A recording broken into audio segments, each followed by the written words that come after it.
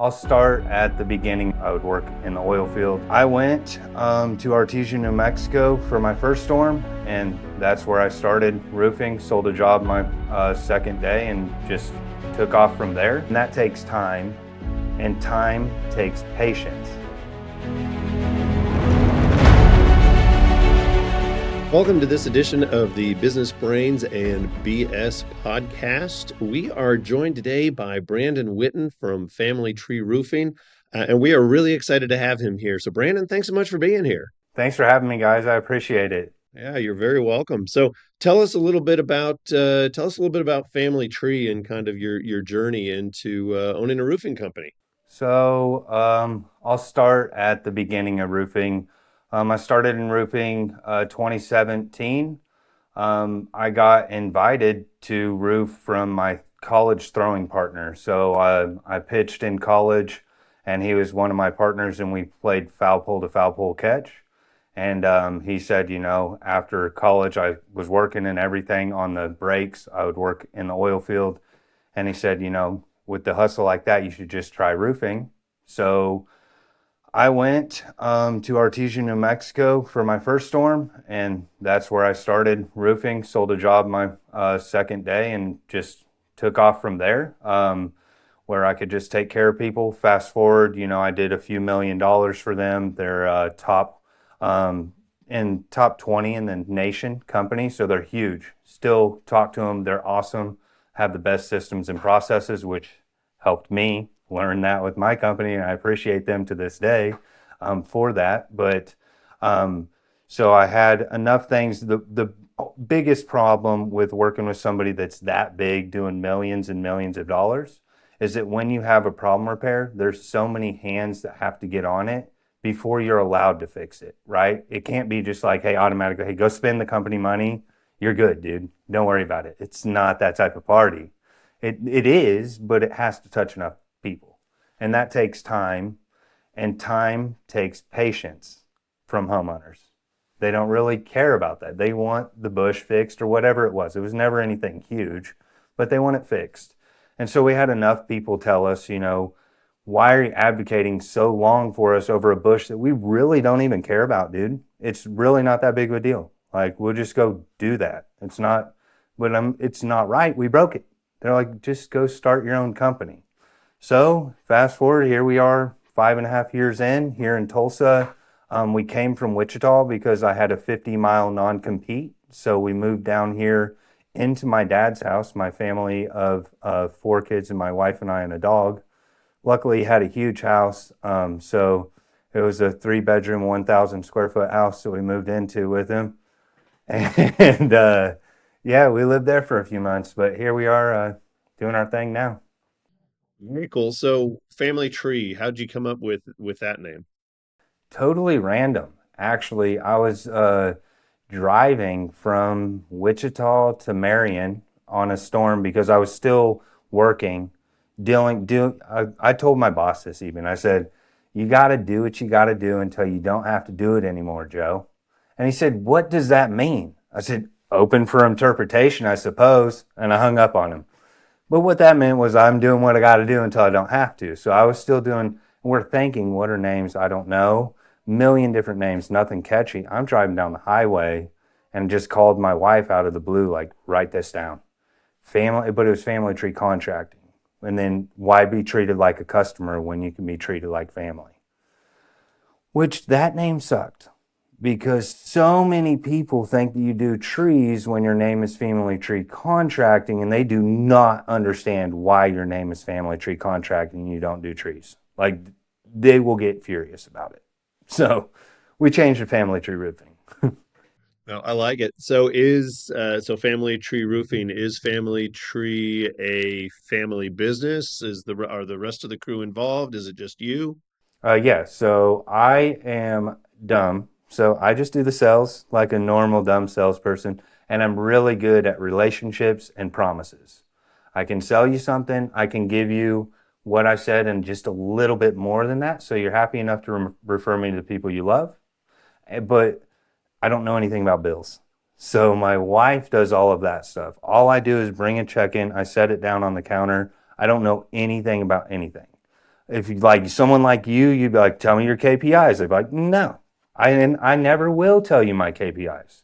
And you're like, you should learn them in a business owner. I'm like, I should, but I'm married to someone that's equally as vested as I am, and that's her hat. And why do I need to waste my time on her hat? So I don't know any of that stuff, but she does. She has an accounting degree and a business degree. And so she knows that stuff. That's her hat. I just sell. So I got the easy part of it, dude.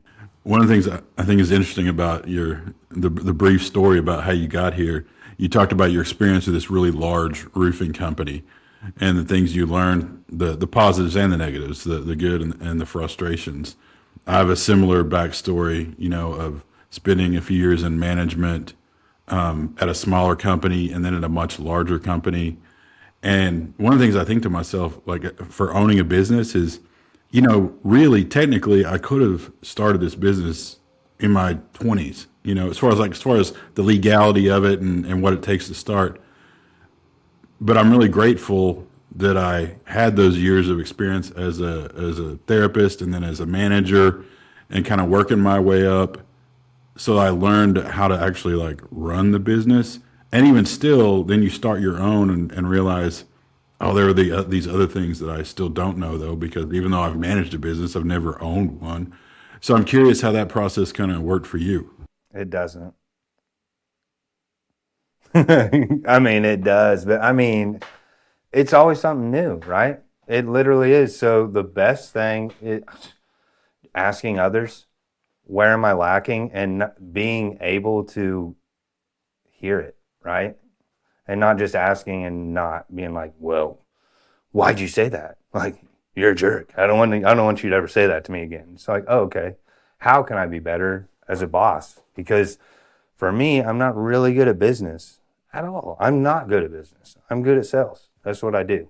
I can take care of, and I know that, I mean, I can sell myself out of whatever I need in business because I'll take care of the people and they'll refer me to somebody else. Even if I lose money on one job, you're going to refer me, especially if I lose money on your job. I guarantee you, you're going to refer me to enough jobs.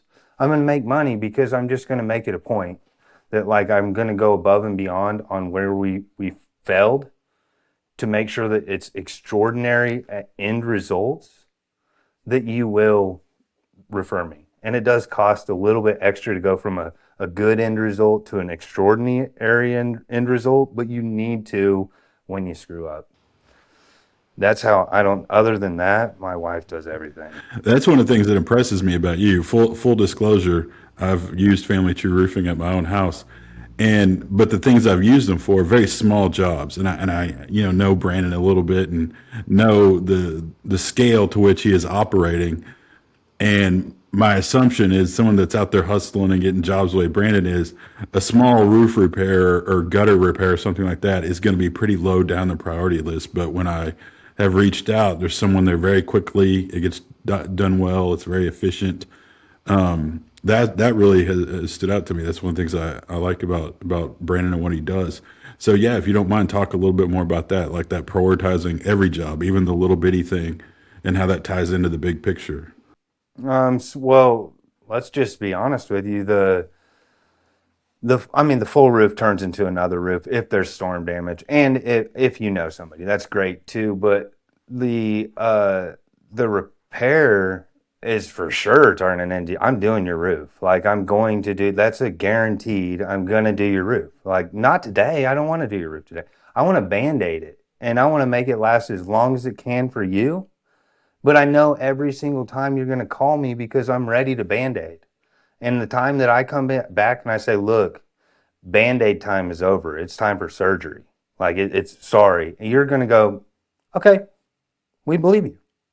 It's no questions asked. But if I come and try to do that the first time and nothing happens, then who am I? You're never going to even remember who I am. Or better yet, I come and do your repair. I want to hit you super duper high, like Snoop Dogg high. And now you don't even want to, you're like, I don't know that I want them to even price my replacement. That I love their service. They might have went above and beyond. I gave them a 5-star review. I paid them. But at the end of the day, it's a couple years down the road. I feel like I might have got bamboozled. It was only a few shingles and they charged me a couple grand. Like, I've heard other prices since then. Like, why? I thought I had a good price, but now maybe I should see who these other people are talking to. But if you're giving them a good deal, and really, the margins are pretty high. The margins are pretty high on repairs. They're way higher than on replacements, even at good pricing. Believe it or not, it's not that expensive to send my crew over there to replace a couple shingles. More than I'd like to pay, but it's not that expensive. $300-400 for labor plus materials. If I charge you $650-750, I'm making a couple $100. That's not a lot. I already went out to your house. Now I have to collect it. If I got to stand behind it if something happens, which I would, and come back and fix it for free. But then it's just the relationships are more important than money. And money, people don't follow money. People follow people. So that's why I tell my people, if you take care of people, the money will follow you, because the money follows the people. People don't follow money. People follow people. So if you take care of people, they're following more people, and the money follows those people. So now it's more money, really. But if you're worried about the money, you don't make any. You better be careful, because you're hurting your reputation as someone who doesn't know business, because you're talking about margins, you're talking about money, you're talking about how relationships tie into money. It's starting to sound like somebody who knows a little bit about business to me. I know about people. Well, and I'm going to say I have no problem with him saying that he doesn't know the KPIs and all of that, because he has somebody else who does. There's a story I read or heard about Richard Branson sitting in a meeting, and people are talking about net profit and gross profit. And afterward, one of his assistants was out there talking to him, and they said, "You don't know the difference between the two, do you?" And he said, "No, and I don't need to." Right? I have everybody in that room who understands the difference between that, and it allows me to stay, at the CEO level, and give that vision, and cast that, the strategy. So yeah, no, I think it's fine as long as you have somebody who's doing it. So kudos to you for having somebody who's doing it, and somebody who's good at doing it. And I'm going to assume she's probably somebody who will tell you when you're screwing up too, right? Oh, yeah. And she actually is invested, right? So that's the best part, because I know a lot of people that start businesses with people they shouldn't have, and that's just because they can do a task doesn't mean they're the best fit for you. This is the best fit for me. If something goes wrong, it goes wrong for both of our kids. Like, we really want this. And she's educated in her portion of it. It's not just, hey, my wife's got her GED, I'm going to throw her into this, she's going to be fine.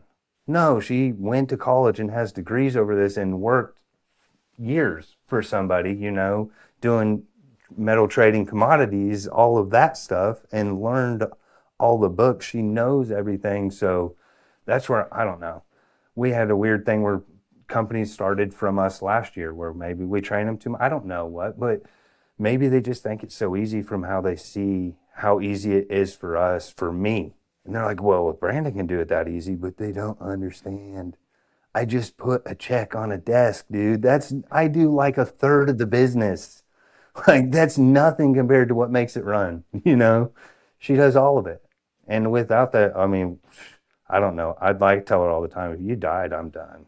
I don't know what to do. I need so many different coaches all at once. Got to make sure you got it all written down, right? Well, let's just protect her too, right?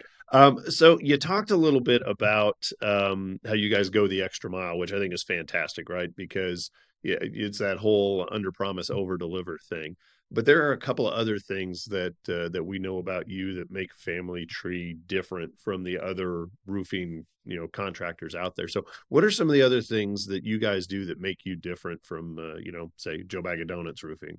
We have a dedicated project manager that's going to come the day before and put up a catch-all system. If you don't know what a catch-all system is, it's poles that extend. So they go up to like 12 or 14 feet, and you put them at a 45-degree angle. What hooks onto it is a net, and it's got a D-ring. So it goes all the way up into your eave like this at a 45. So when those shingles come down, it hits that and not your plants. And it knocks them, those shingles slide down into your yard, don't damage your plants, looks real fancy, and we don't break plants, right? So He comes the day before. He'll put that up at your house, make sure that you know what's going on the next day so you're always in the loop. And then the next day, he's going to be there all day. Plus, whoever sells your project is going to be there as much of the time that they can. It's not like they're like, hey, I'm hands-free, dude. I sold you the job. See you later, bro. No, it's still their job. He's just there just in case if they need materials or anything, take pictures. But you're there as a sales rep to facilitate the promises you made. Because if I come sell a roof to you guys, I made the promises. Our project manager, who happens to be my dad, he didn't make the promises. He doesn't know. So it's my job to show up if I'm busy like today, I got to show up at 6:45. I'm going to tell you everything I need. Hey, on this roof, like for instance, I'm just going to go off today. This roof today, we're closing in the box vents. We're going to add ridge vent. We're going to add it to this one, that one, and this one, because this one's too far down. If we do 3 feet under, it's not up to spec. We're going to take off all the gutters, and then we're going to reflash the chimney. Make sure you get pictures of all that. And then I was good. Did my little Facebook video, and 8 minutes later, I'm out of there. But I have everything in place. And then it was also another sales rep's job. So he was there all day, but he's newer. So I knew it's my job as a rep that doesn't know anything about a roof. It's his second roof job. I can't expect him to set expectations. For me to set it, not only for our project manager, but also for the crew. Because the crew, obviously, I'm the owner. So when I show up, I can speak Spanglish. I tell them what needs to happen. First thing I said, the gutters are no bueno. So now they know that they can stand in the gutters. You're good to damage them. Quit trying to protect them. Just worry about the landscaping. Forget the gutters, worry about the landscaping.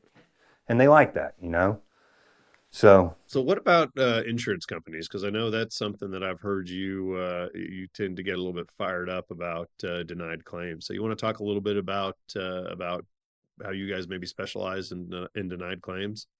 So with every denied claim, there's a fallacy in the statement that they say, typically. So what that means is there's a white lie in why they're denying your claim. And maybe not always. Maybe they're just, a lot of times, if you have a super steep roof, people can't safely access it. And if you don't have a person there with them, even with me, there are some roofs that I'm like, that's a nope slope for me. But if there's 2 people here, sure. I would have somebody hold my proper tool to make sure that I don't fall. But by myself, I'm not going to fall off this roof today. And to think that they don't feel the same would be absurd. So you want to have somebody there to protect you. But if you don't, you can't. So sometimes you get denied. Sometimes you can get somebody out there and get a reinspection and just get it approved.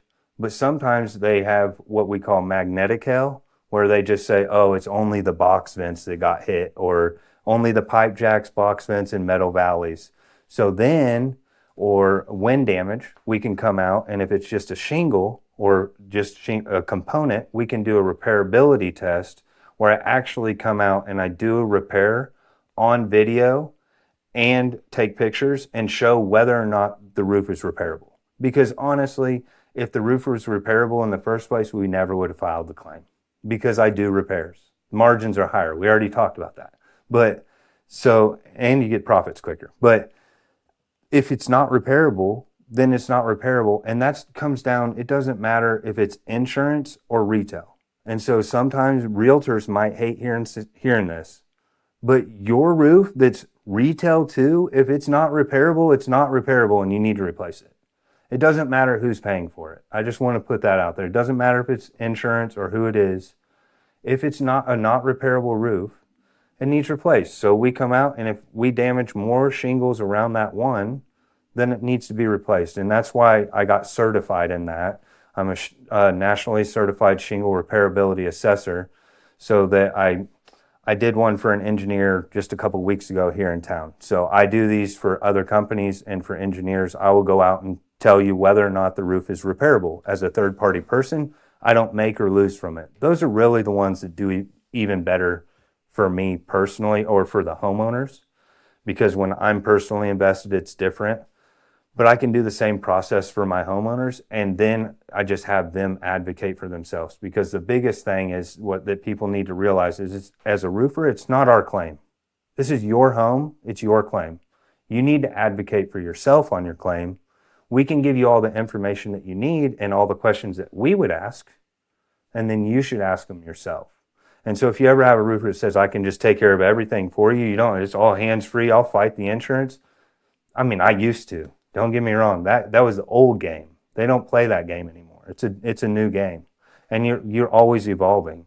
I just went to a class 3 weeks ago on denied claims, and I went to another class 3 days ago on denied claims. So I stay up to date. I paid just this year a little over $2,000 just on denied claims, just learning the new avenues of denied claims and just how to do it and the best way to stand up for people, because like they see on the thing online, which I could get into a whole ramble about that, but State Farm doesn't take care of everyone, which with us, that doesn't happen.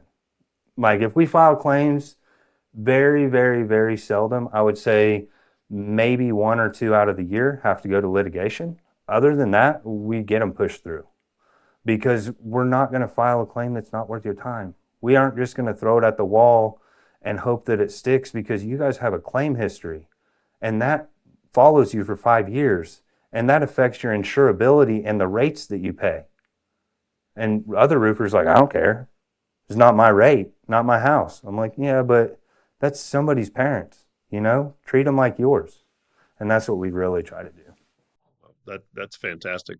So let's talk a little bit about the transition from from working for somebody else to being, to being the guy, because you've been through it, Greg's been through it, I've been through it. Talk about kind of the experience of saying, okay, you wake up that first morning, you're like, oh my gosh, I own a business now. It's up to me. What was that like for you? I woke up with zero confidence. None. I didn't know where it went. All of it, because I had no one backing me. It was me. Everything, all my confidence was who I sold for. And I was like, oh, I gotta pay cash on delivery. I don't even have cash. Like, what are you talking about? Like, I gotta convince them to put money down.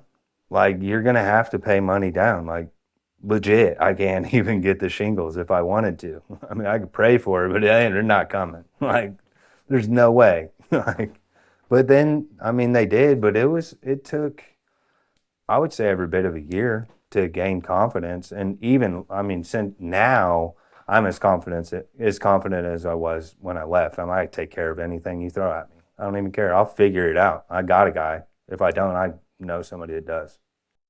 Yeah, that's awesome. And it's funny you say that, because I had the same experience, right? I woke up that first day and was like, what the heck was I thinking? How am I going to do this? And yeah, there's a little bit, I think, of fake it till you make it, but then I think there's also, I think there's a difference in confidence and self-confidence too, right? And confidence is from the experience that you've had, and self-confidence is I've been successful before. I'm gonna learn how to do this and move forward and make it happen. But it sounds like it's a good thing that you're a good salesman to get some folks to give you a little bit of money up front to pay for the shingles. Yeah, but I got shafted on my first job. Oh, really? But tell us about that. I mean, not really, but like he made like 6 grand, but I made three. So I was like, I don't care. I mean, I needed that, honestly. I quit eating out of the food pantry for a week or two. Yeah. And I think that's an interesting. And I knew, because when I start one, I never build one. Like, just give me that one. And I did. I built like 5 or 6 more, because I knew that's how I do it. So how many crews have you guys got working for you now? Well, it's just one crew leader, but there's like 186 people. So there's a bunch of them. There's like 6 different crews. So today on the roof that we did, because they were talking about maybe some inclement weather coming in here at 6 or so. And we did a pretty big roof today, but they put 2 crews on. They're already done, but they put 2 crews on it. So there's probably, 30 people up on that roof today. Now, refresh my memory. Do you guys try to get every roof done in one day? Yeah. So is that something that's different from your competition? I think so. It depends. I mean, it depends on the company. If they want to pay the extra for labor, then no. But from the company that I started with, it's for sure different. And from the crews that I had first, 100%. That's why I'm so proud of my people, because they're like, without them, we're nothing, and that's why, like, at our Christmas dinner, I stood up and I looked around and I was like, sorry, sales guys, but every year the sales team changes. But the one thing that doesn't change are you guys, our installers. You guys are here in and out every single year. You're our number one. Without you, we're nothing. Like, everyone else on this whole thing can change other than Karen and I. Doesn't even matter. As long as you guys stay the same, we're still the same great company. Because anything that we can sell, you can produce. And you guys teach us how to turn one job into 5 jobs. Because if you guys suck, ain't no way the neighbor wants to use us. But when you guys come and knock it out in a day, we're doing a roof today because we did a roof for the neighbor in a day. And he's like, yeah, I had 2 other roofers, but yeah, go ahead. This is you. You mentioned that first day, having no confidence, no cash. I've become a big believer that a huge part of success in business is just perseverance. It's just, I got to figure out a way to make it to tomorrow. And then over time, tomorrow becomes next month and next year and so on. For you, because it's different, I think, for everybody. What has been the secret, or what are some of the things that have helped you persevere and keep going from that first day of like, man, I don't have any money, I don't know what I'm doing, to now? I still feel the same way. I don't check my bank account, bro. That's not my job. Straight up. I don't know how much money I have. I don't check it. I think I'm broke. Every time we're about to pay bills, I ask my wife if we have enough money. Well, if it works, don't if it ain't broke, don't break it, right? Yeah, something like that. So you were talking about your crews, right? You said the salesmen tend to kind of transition in and out, but the crews stay, consistently. And I talk to a lot of people who are in the trades. I work with a number of people in the trades, and a lot of folks out there don't think that you can find good help anymore. So how do you find good help? Pay them boys. Pay them? Yeah, I mean, we made a relationship with them. We set our prices, and we stick to our prices. And when it's something extra, we don't argue with them. They're the workers. I've been a worker. I worked in the oil field. I climbed trees. I know what it's like to work with my hands, and I know when a job sucks. And when a job sucks, you should get paid more. And it's not my job to say whether or not the job sucked. I didn't do it, you know? And if a job sucked and you need a little more money, then just put a little more on our invoice. And maybe I make a little less. I don't care. Like, it's fine. As long as my equal's fine. And really, as long as I can just make it by and everybody's taken care of, I still don't care. If I'm not a millionaire, that's fine. If I just float, I still don't care. It'll be okay. I'll work until I die if I have to. But as long as everyone that works with me is happy and everyone that I work for is happy, and I have to work until I die because I'm not rich from screwing someone over, that's fine. Well, and I like what you just said there too about paying people what they're worth, because a lot of times you'll see that business owners won't pay people what they're worth, and they'll have constant cycling in those positions, and they don't realize what it ends up costing them in the long run, from the vacancy to the headaches to the training, to the implementation, and then starting and doing it all over again. So I think that's a great point about making sure that you're paying your people what they're worth. So I guess final question here. If you could give one piece of advice to the other business owners out there who are listening to this podcast right now, what would it be? That no matter the adversity that you face, you can make it through it. I mean, because you're going to get hit from angles that you didn't even know, and in places you didn't even know you had on your body. And you're going to ache there for days, but it will stop. And some people suck. Don't let them ruin who you are inside, because some people will try to take advantage of you and change who you are, but just don't allow them to change who you are, and just stick to your mission. Well, that's fantastic advice, Brandon. So thanks so much for sharing that, and thanks for taking some time out of your day to hang out with us today. We appreciate it. Thank you guys. You're You're welcome. So, and thank you. Special shout out to those of you who are watching us on YouTube or listening to us on Spotify or Apple. If you're watching us on YouTube, make sure you click subscribe. If you are listening to us on Spotify or Apple, please make sure to follow, like, share, rate, all of those good things, and please pass us on to your friends so that they'll know what you're talking about at the water cooler the next time. So, until the next episode, we'll see you guys later.